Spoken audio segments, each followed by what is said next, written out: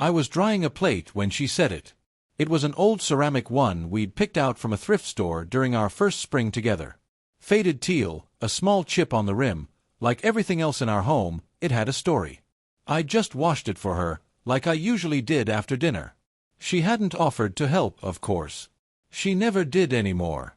I turned, still holding the plate and the towel, and she was leaning against the counter, arms crossed, watching me with that familiar smirk. The one that didn't quite reach her eyes. "I just don't feel safe with you anymore," she said, almost offhandedly, like it was a fact she'd just discovered. "Maybe because Ryan's a bodybuilder and you." I didn't say anything. I didn't know what to say. Then she chuckled. Not kindly. Not nervously. Just dismissively. "Maybe if you fought him. Proved you could win." I remember blinking. Once. Twice. The plate was still in my hand, the towel clutched so tight it was damp. I remember the drip of water down my wrist. It was the only sound I could register over the roaring silence that followed. She wasn't joking. That was the part that hit hardest. There was no laughter in her eyes. No irony. Just boredom, maybe. Disdain. Her mouth turned downward, and she shrugged, like she'd just challenged me to take out the trash and was now waiting to see if I'd pass that test too. "You're serious," I said. My voice didn't sound like mine. It sounded like someone else, someone much smaller. She pushed off the counter and wandered to the fridge. "I mean, I'm just saying, it would help. He never made me feel unsafe. I don't know. You just don't do it for me lately." Something in me tilted. Not shattered. Not yet. But tilted. I looked at her, at this woman I had once promised to protect, to cherish, to build a life with. And I couldn't help but wonder how many times she'd looked at me and not seen a man. Just a placeholder. I wasn't angry. That would come later. Right then I just felt empty. Like someone had scooped out my insides and left a mannequin behind. "Is that what this is now?" I asked. "You comparing me to Ryan? Wanting me to fight him to prove my worth to you?" She pulled out a yogurt. Strawberry.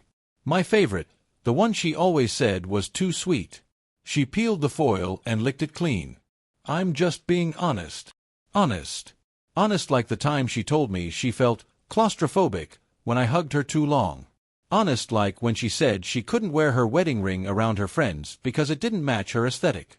Honest like when she suggested I cut off my old friends because they don't understand your sensitivity like I do. I dried the plate in slow, steady circles. "I paid off your student loans," I said. Quietly. "To no one, really." She rolled her eyes. "Don't start. I moved across the country for you. And I didn't ask you to. I sold my dad's watch. You offered. God, why do you always make it about you?" I set the plate down. The chipped edge clinked against the counter, soft but final. Something died inside me that night. Not loudly. Not with fire or rage. Just a quiet closing of a door I didn't know had been left open. She thought she was testing my masculinity. What she didn't know, what she would never understand, was that I wasn't afraid of Ryan. I wasn't afraid of losing a fight. What terrified me was how small I'd allowed myself to become. How much of me I'd handed over piece by piece, like bargaining chips, just to keep her content. And now she wanted a prize fight? She wanted me to earn her by bleeding in front of the man who used to dominate her? No. I went to bed that night and stared at the ceiling. The cracks in the paint formed shapes I couldn't decipher. I could hear her breathing beside me, calm and unbothered, like she hadn't just gutted the last of my self-worth over yogurt and sarcasm. In the morning, I packed a bag. Not much. A few shirts. A notebook. The cologne she once said made me smell too grown up. I took it anyway. I didn't leave a note. What could I possibly write? I turned off my phone. Walked out the front door with no plan. No map. Just the weight of the air finally clearing from my lungs.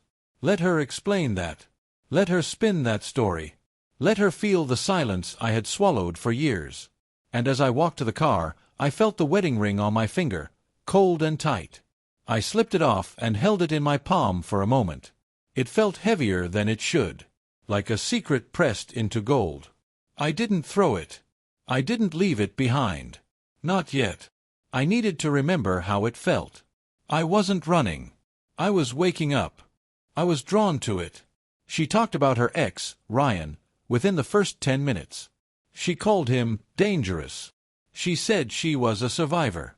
That word stuck with me. It made me feel like I had a role to play, the gentleman who'd never hurt her, who would rescue her by simply being good. And I was good. Too good, maybe. She told me she didn't feel safe unless she could read someone's every move. I mistook that for trauma. Now I realize it was control. We started seeing each other every day. She asked thoughtful questions, touched my hand when I talked about my childhood, remembered the little things. For a while, she made me feel seen, not just noticed, but seen. I introduced her to my friends, but she didn't like them. Said they were too loud, too crude, too masculine.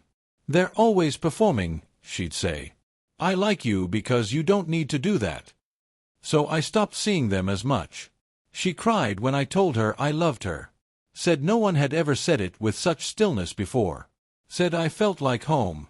A few months later, we moved in together. Then came the loans, the bills, the unfinished degree she wanted to finish. She always said, "It's not about the money, it's just nice knowing someone believes in me." So I paid off what I could. When I sold my dad's watch, she called it beautiful. Not the watch, the gesture. Said it showed commitment. It had been my father's only heirloom. A gift from his father. I remember holding it in the pawn shop, fingers pressed against the smooth back. I almost turned around. But love is louder than instinct. Especially when it's wrapped in dependency and dressed up as devotion. Our wedding was small. Courthouse ceremony. She wore a pale gray dress and no shoes. Said rings felt restrictive. I didn't argue. That first year, she'd cry at night sometimes. Said she didn't know why. Said she felt like she was floating away. I'd hold her, whisper things I meant. I'm here. I'm not going anywhere. And I didn't. But slowly she did. There were signs, of course. She began calling me too soft. Told me I was always trying to fix everything when she just wanted to vent. She'd criticize my tone, my posture, the way I said hello to waitresses. Too friendly. Too passive. Sometimes she'd apologize. But her apologies came like rain on a cold windshield. You could barely feel them before they slid away. Then came the corrections. The quiet edits to who I was. The friends I stopped texting. The hobbies I let slip away. The way I started asking, "Is this okay?" Before I spoke. I told myself it was compromise. That's the danger of seeing yourself as the protector in someone else's story. You forget you're allowed to need protection too. I began to shrink in small, daily increments. The kind you don't notice until you look back and realize you've become a ghost in your own life. She began praising other men, subtly at first. An actor. A barista. He just has that energy, you know? I nodded, not wanting to seem insecure. She said she missed feeling a spark. So I changed my cologne. Started lifting weights. Grew a beard she said she liked on someone else. Nothing worked. Because none of it was about me. Looking back, I think she needed to feel superior to someone. Needed to keep me small so she wouldn't feel so fragile herself. She used her pain like a weapon. And I was too busy bandaging her to notice I was bleeding too. She never hit me. Never screamed. Never cheated, not then. But she peeled away my confidence with surgical precision. By the end of the second year, I found myself apologizing just for existing too loudly in a room. I stopped speaking first. Stopped laughing. Even stopped humming in the car. She said it annoyed her. It didn't feel like abuse. It felt like erosion. And you don't notice erosion until the cliff falls into the sea. I kept telling myself things would get better. That it was just a phase. That I needed to be more patient, more understanding.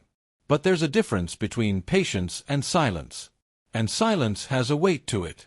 Mine was suffocating. It happened on a Sunday. We weren't fighting. There was no dramatic music, no thunderstorm outside.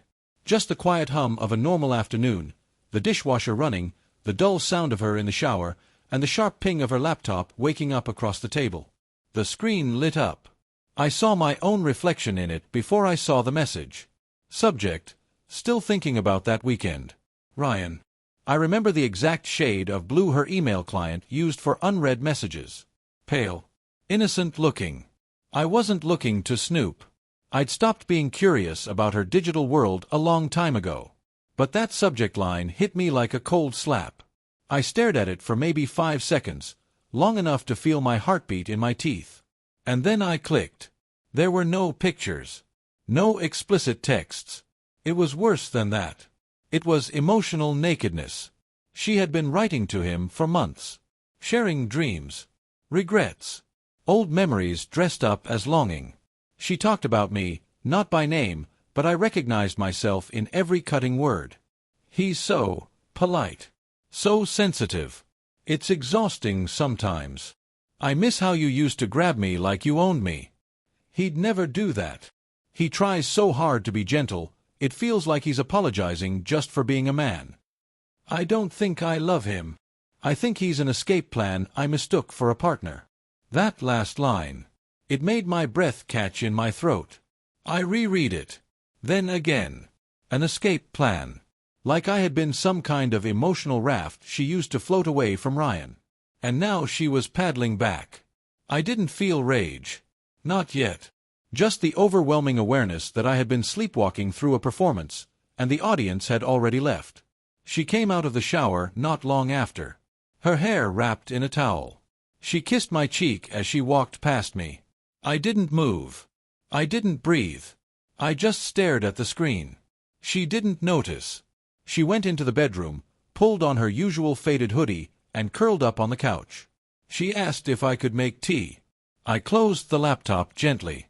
Stood in the kitchen. Boiled water. Made tea. I watched the steam rise from her cup as I placed it on the table beside her. She thanked me and smiled. That same practiced smile. And I thought, how many times has she smiled at me like that while crafting love letters to the man who once made her cry in her sleep? That night, I sat alone in the kitchen long after she went to bed. The light above the sink flickered. It had been doing that for weeks.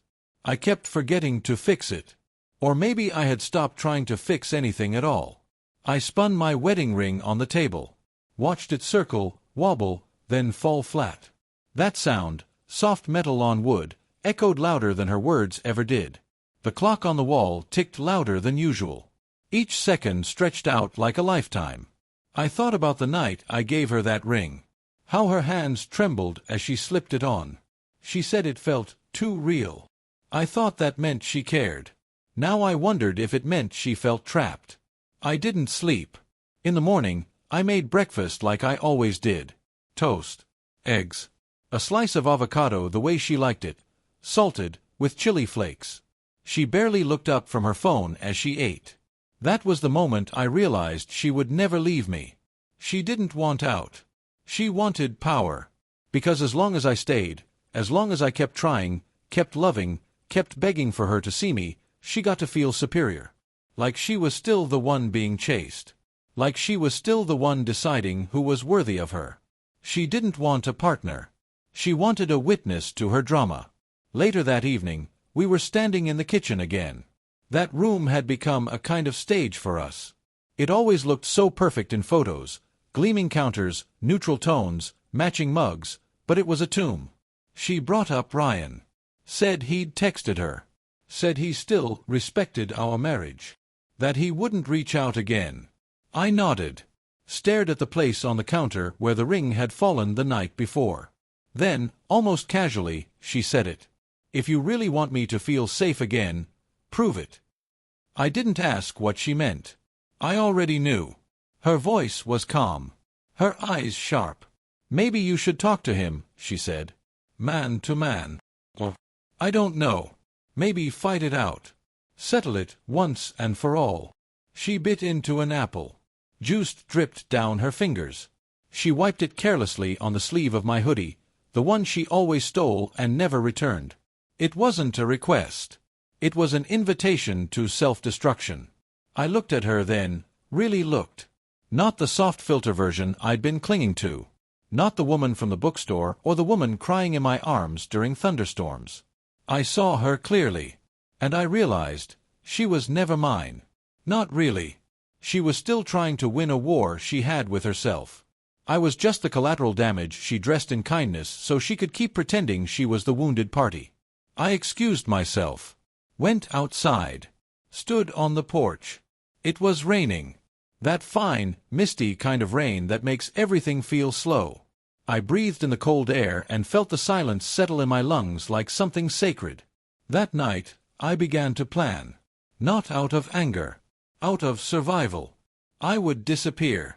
Not because I couldn't fight Ryan. But because I finally understood that the real battle wasn't with him. It was with her. And I wasn't going to play the villain in a story she'd already rewritten. I left at 4:17 a.m.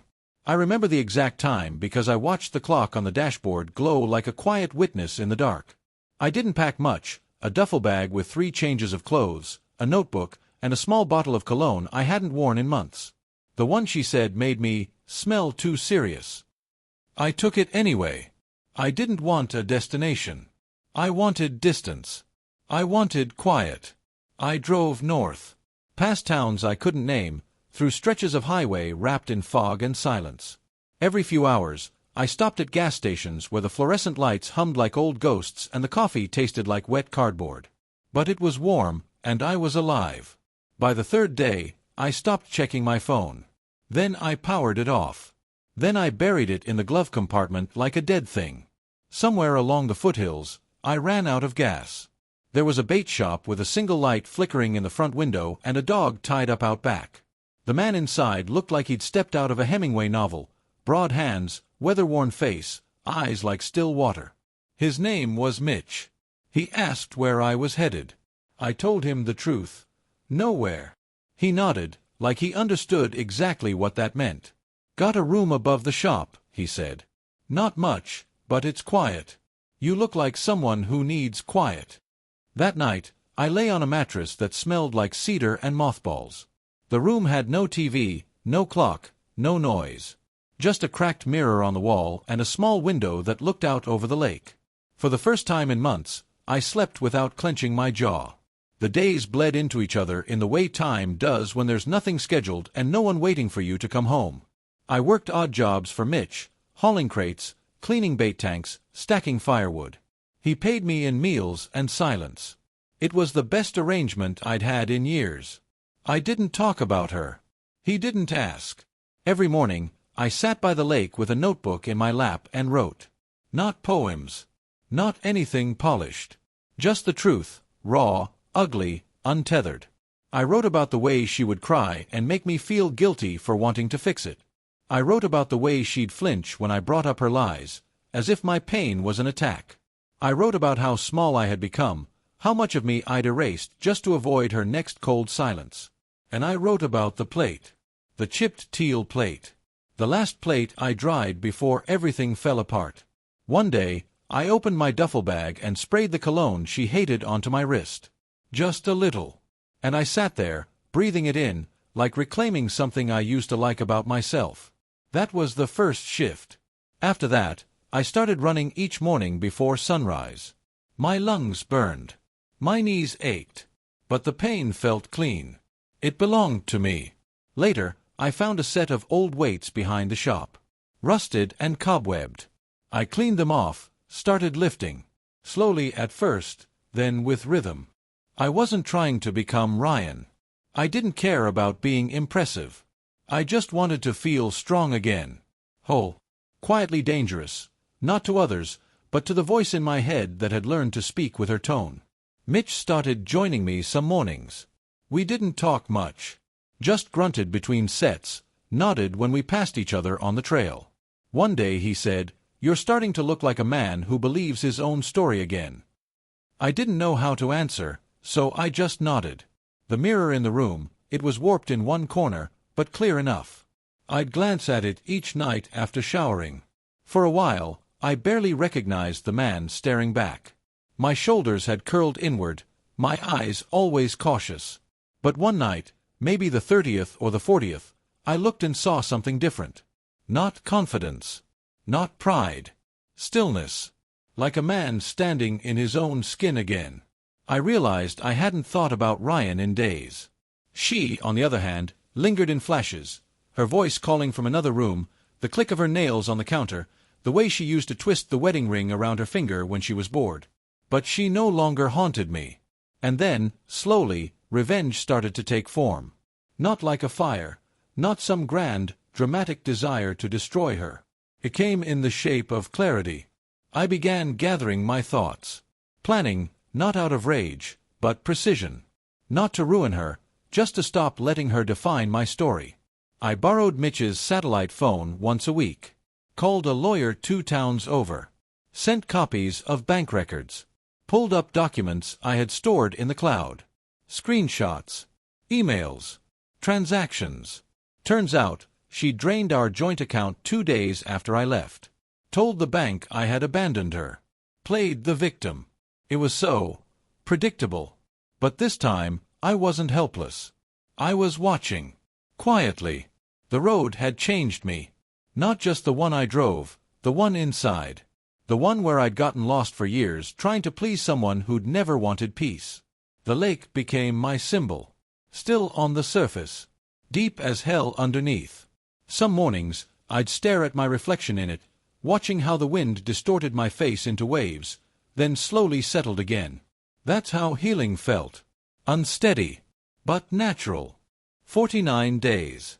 That's how long it had been since I disappeared. Long enough for my hair to grow out, for my knuckles to callous, for the shadows under my eyes to soften. Long enough for her to panic. The voicemail came from my brother. I hadn't told him where I was, just that I was safe and needed time. He respected that. But now his voice sounded taut, like a wire pulled too tight. Hey. Weird thing. She filed a missing person report. Cops even came by the house. Just thought you should know. You good. I sat on the porch steps of the bait shop, phone cool in my hand, a mug of black coffee steaming beside me. She wasn't worried about me. She was worried about control. That's when it clicked, the full truth I hadn't let myself say out loud. She never loved me. She loved owning me. I looked out at the lake, glass smooth and silver under the early sun, and I said it out loud just once, to no one. She needed a mirror she could shatter when she got bored. And I'd let her. 4 years. But the version of me who agreed to that. He was buried somewhere back on mile marker 214, where I first turned off the interstate and stopped running toward her approval. That week, I cleaned the mirror in my room for the first time. Used a rag and some old glass cleaner Mitch had under the sink. No more dust, no more fingerprints. When I looked into it, I saw myself. Clear. It was a strange thing. Not relief, not pride. Just awareness. I wasn't healed. Healing isn't linear. It curls back in on itself, makes you bleed again in places you thought were closed. But I wasn't lost anymore. So I began to prepare. I knew she'd come for the narrative. Spin it her way. So I made sure I had my own, not built from retaliation, but records. I walked down to the library in town and asked the old woman at the desk if I could use their printer. Need to make some copies, I said. She smiled. Don't we all, honey?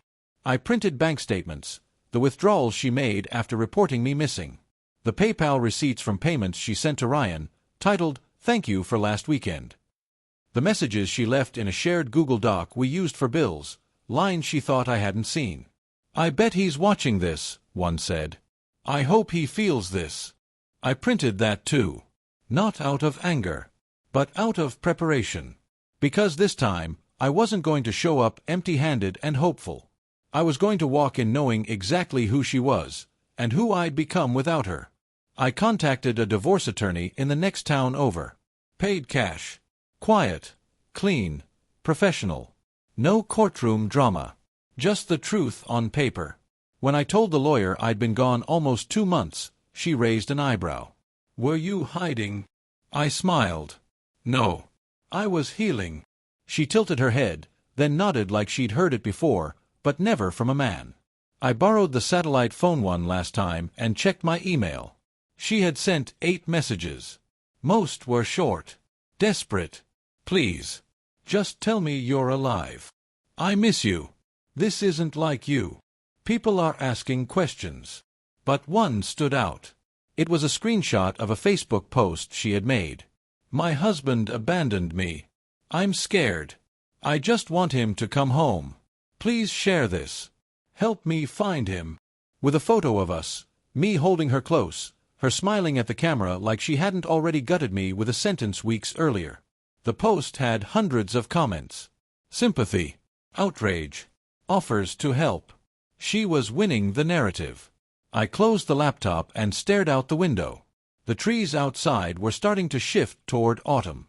I could smell it in the air, that crisp, dry hush that comes when everything is about to change. She thought she could paint me as the villain. I let her think that. Because revenge wasn't about proving her wrong. It was about proving to myself that I didn't need to explain anything anymore. Not to her. Not to anyone. I kept lifting. Kept running. Ate eggs and rice and old fruit. Journaled every night. Reread Hemingway and underlined lines that used to feel too raw but now felt like gospel. Mitch said nothing until the morning I started packing. You leaving? He asked, scratching his chin. I nodded. He stood there for a long beat, then held out his hand. Whatever you found here, keep it. I shook his hand. Firm, solid, the way I'd forgotten handshakes could feel. Before I left, I stood in front of the mirror one last time. My shoulders were broader. My eyes still had sadness in them, but also depth. I sprayed the cologne on my neck, a small defiant ritual. Then I pulled out my wedding ring from a notebook where I'd tucked it weeks ago. It looked different now. Not smaller. Just irrelevant. Like something that had served its purpose, a token of who I used to be. I slid it onto my finger, not because I still belonged to that story, but because I wanted her to see it when I handed her the papers. Like punctuation at the end of a sentence, I was finally done reading. I didn't tell anyone I was coming back. No dramatic declarations. No text to my brother. No warnings to her. Just the steady hum of my engine on familiar roads, the wind curling through the window, and the sense of something old being laid to rest. I drove past the places we used to haunt. The bookstore where we met, now a vape shop. The cafe where she once cried in my arms after seeing her ex across the street, closed, windows boarded. The city had moved on without us. Good. I turned onto our street just as the light began to dip. That soft amber hour when everything looks softer than it really is. Her car wasn't in the driveway. I parked across the street. Sat for a minute with the engine off. Funny how quiet a city can feel when you've spent 2 months listening to lakes and wind instead of sirens and screens. I stepped out. Unlocked the front door. The key still worked. Inside, the house smelled the same. Vanilla and stale memories. I walked through it like a museum of a life I used to inhabit, our framed wedding photo still crooked in the hallway, the throw blanket she loved bunched on the couch like she'd just left it there an hour ago. And there, in the kitchen, was the plate. Still in the drying rack. The one I had been holding when she dared me to fight Ryan. When she said she didn't feel safe with me, because I wasn't a bodybuilder, because I was me. It sat there like a ghost. Silent. Untouched. I stared at it for a long time. Then I reached out and ran my finger along its edge. Cold. Smooth. Utterly mundane. But in my chest, a quiet quake. That plate had seen the last moment I was still hers. And now it saw the first moment I wasn't. I sat at the kitchen table, the divorce papers and documentation stacked in front of me like armor. I didn't flip through them. I knew what they said. This wasn't a confrontation. This was closure. The door opened 30 minutes later. I heard keys drop, followed by the soft shuffle of her boots. Then silence. She must have seen my bag. The jacket on the hook. I waited. When she rounded the corner into the kitchen, she froze like she'd walked into a memory. Her mouth opened, but no sound came out. I looked up slowly. Her hair was longer. Face a little thinner. Or maybe it was just the weight of guilt pulling it tight. She finally whispered, "Oh my God!" I stood. "Hi." Her lips trembled. You're okay." I nodded. I am. She stepped forward instinctively, like she wanted to hug me. I didn't move. She started. I looked everywhere. I filed. I know. I thought you were dead. No, I said quietly. Just gone. The space between us buzzed. She stared at me like she didn't know who I was. Because she didn't. I placed the folder on the counter. Opened it. Laid out the statements, the screenshots, the papers that turned her story into static. Her eyes scanned them. Face draining of color. She reached for one of the pages. A line she wrote to Ryan, asterisk, he's not a man. He's an escape plan, asterisk. Her voice cracked. I didn't mean that. I was angry. Confused. You meant it. No, she whispered. I was scared. I thought you were leaving even before you did. I gave her a long look. You pushed me to leave. Then cried when I left. Why? Tears welled in her eyes. Because I thought you'd come back crawling. I thought you'd try to fix it. I nodded slowly. And that's the difference now. She looked at me, a strange mix of sorrow and disbelief swimming in her expression. Where did you go? She asked, voice smaller than I remembered it ever being. I shrugged. Somewhere quiet. A pause. Then she said, You look different. I am. Silence stretched between us like a drawn bowstring. You didn't even say goodbye, she whispered, almost like a child. I stepped forward.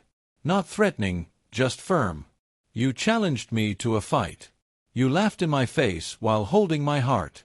You called me weak because I wasn't him. You don't get a goodbye after that.